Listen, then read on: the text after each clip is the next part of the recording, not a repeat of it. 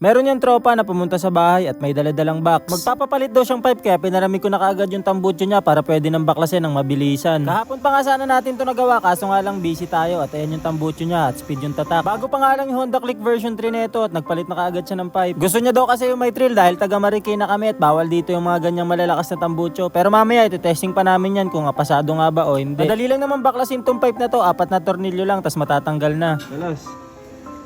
Baba mo, iwa mo. Ay, sensor. Sensor ba? Hindi. Dali.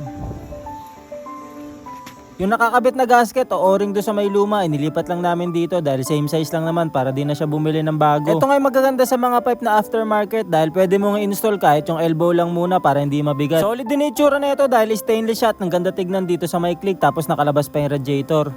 Iwas ka na boy sa Marikina.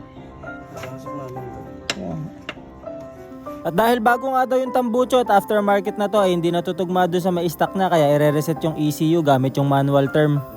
Aray ko, manual term. Basta manual na reset ng ECU. Guys, naikabit na yung pipe. At ima-manual reset na lang ng ECU. Ewan ko dito sa batang to ng trip na ito.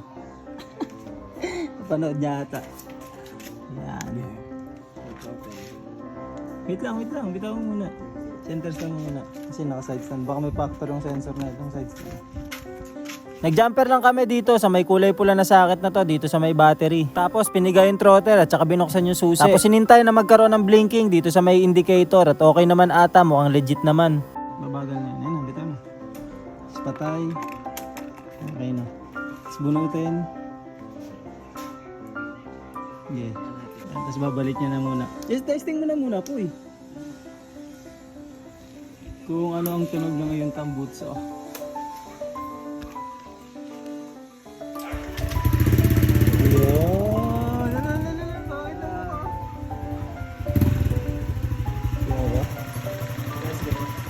Feel ko may konti, pero buo naman tunog eh. Bili ka na lang ng liquid gasket. Tapos lagyan mo na lang yun.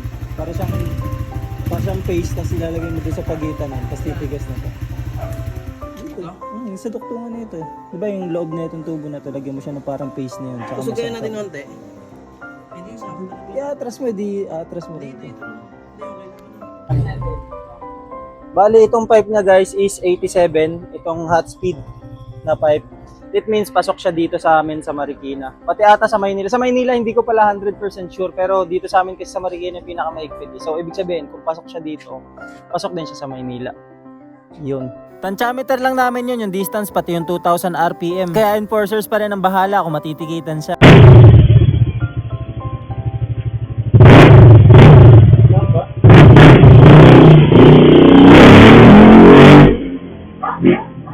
May bata na namang sumaya dahil merong bagong tambutso na matitikitan din pagdating ng mga panahon. Tapos chat si Bebe, nakabit na yung pipe, aray ko.